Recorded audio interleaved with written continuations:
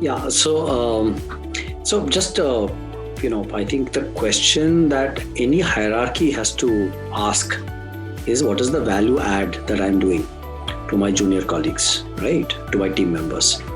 And so I think, like I said, the role of a hierarchy cannot be just a span breaker or an aggregator role, right?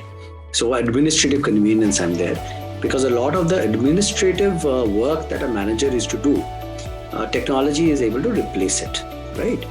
Therefore, the shift that has to happen and is around, if I were to talk about BFSI particularly, because that's a sector I'm familiar with.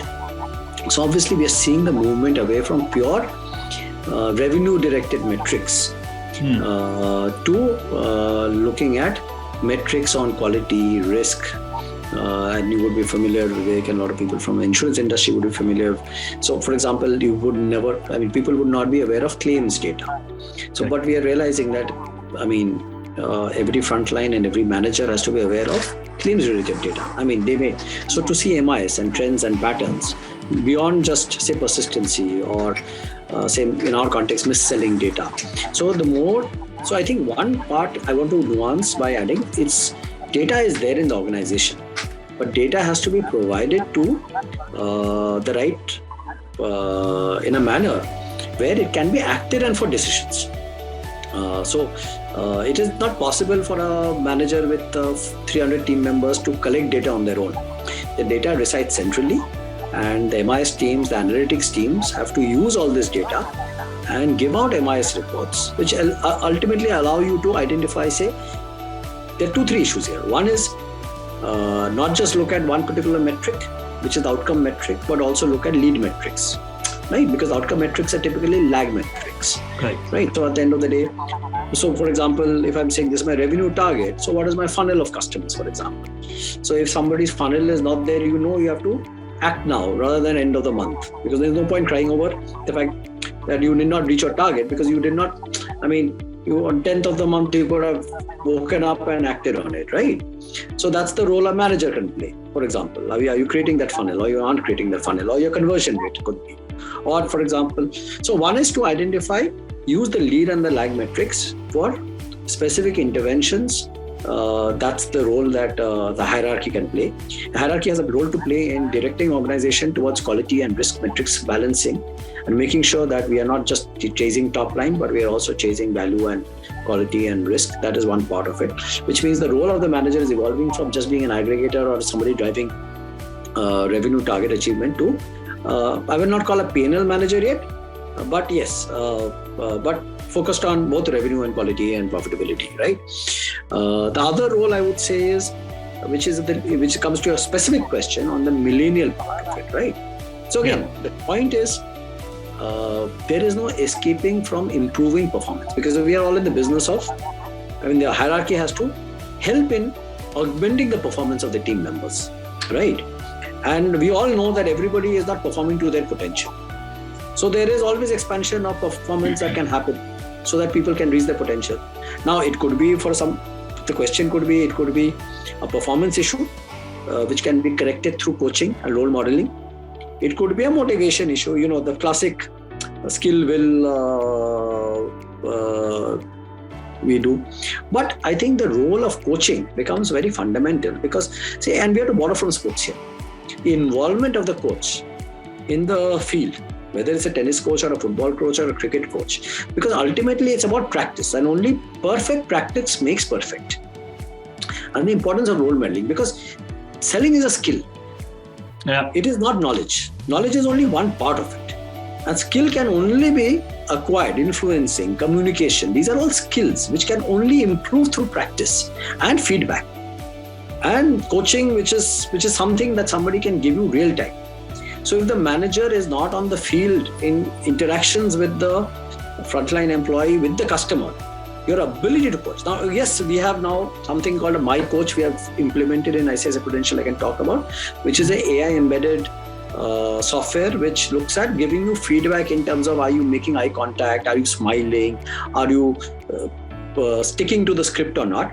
That can take away some of the time. So it's like doing role plays.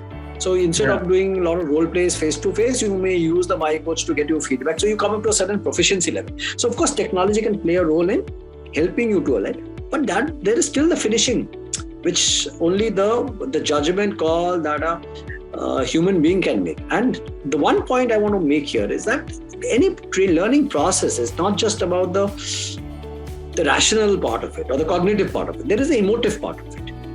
And the emotive part of it requires a human intervention. To be if you have not, you worked very hard on this sale, you met the client 10 times, everything happened. Last moment, the client backs out. How do you hold the person together at that moment? That's an emotive process. So there is the role that the hierarchy has to play in giving their emotional support, which is the nurturance part of it, right? I mean, every time you may have done all the right things, but still it doesn't result because things are out of control. Because ultimately, none of us can control the customer's behavior. So there is the cognitive part or the skilling part, and there is also the emotional. And that's where, in a sense, the counseling part comes in, that am I there to hold you and motivate you? Because ultimately you have to be, there has to be that motivation for you to get up on the next day and go for the call and, action. Absolutely. Absolutely. So I'll say that doesn't go away. And I think young people nowadays, I'm not trying to generalize, but given that, I think the only point I want to make with is that, and it's a controversial point, so I will say it with my observation has been that this whole business of therefore influencing young people has to be done in a manner where, because the model of coaching that was adopted 20 years back cannot work today, right? In the sense that, if you've seen in football coach, the coach shouts at the team member and gets and people accept it because there is no question of intent because the coach wants you to perform, right? Here, the only thing to keep in mind is when there is trust and the intent is right, some of these things don't matter because you are willing to live with the idiosyncrasies of the manager or the coach as the case may be. Because everybody has some, and there will be always that moment when somebody may lose their emotional control, right? Or may not behave. But we also need people to also toughen up a bit. They need to they cannot be so fragile that they collapse at the slightest difficulty. Let me put it in context. So I think resilience is also important. And that is something I think, I'm saying that cannot be the role of the manager and the corporate sector in the office. It has to be taught in home, it has to be taught in school, because we need a bunch of people who are tough also to deal with, because life is not, customers are not going to care, right? Ultimately, that is the real world. At school you may get away, but at home you may get away, but sorry, customers are customers and they are always right. So you have to also toughen up, and therefore there is a role to play for managers. I'm not making an excuse for every aberrant behavior, but I also want to put it in context that we also need both. The real world doesn't operate as per some of the fancy notions that we have. First of all, acceptance by not HR, but by the organization that it's going to be a multi-generational workforce. Because, organizations, even those organizations that got started in the 80s will have already moved into, multiple generations within the organization. And that's something that is bound to happen. Traditionally, also, it must be remembered that the earlier generation of managers took longer to rise up the hierarchy in the organization. That expectation, whether reality will happen of faster growth is a different thing. But the expectation is that one must move faster up the hierarchy in the organization. And that is here to stay. You can't wish it away, right? So it's how the organization addresses these issues. How do we sensitize managers to be able to deal with them, not in one extreme, not the very parent way of what we experienced our parents dealt with us, but the way we deal with our children. And that's something which is about one. We're doing a lot of work around sensitizing managers. Second, in fact, I resonate very closely with what Jeet said. Is 30 years ago, 20 years ago, I myself, early in my career, I worked for a pharmaceutical organization, and then I have traveled in the markets, in the sales, and I've seen how managers actually take freshers, the fresh employees who join them, and they become role models for them to understand how difficult customers are handled, how sales pitch is to be done. All of that is learned. Over the years, I've seen that has declined a bit. The expectation is set on the people, but the manager does not demonstrate it. And that we have as part of the performance expectation that is mandated. In fact, to an extent of the question is asked of the employee to say, how did you get these things from your manager? Right? And that's also used as input for assessing or feedback to the manager to say how do we want to build it up. That expectation is very clear. What Jeet said in terms of coaching as a coach. But we have said the primary. You become that role model. Teach them the intricacies of what's needed there.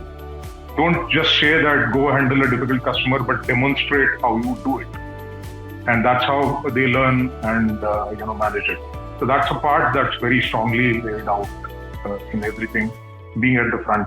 The digital element that it is flowing in on the info part, because we also found a lot of time managers spend now poring over numbers, spend more time in the office than in the field. So we kind of just swiped. We said, you don't get into it. We have handhelds which give you the needed information, and you just have to, it will trigger what you can look at, and the rest is your calls there. So both systemically as well as how behaviorally they have to handle it, that's been specified sharply.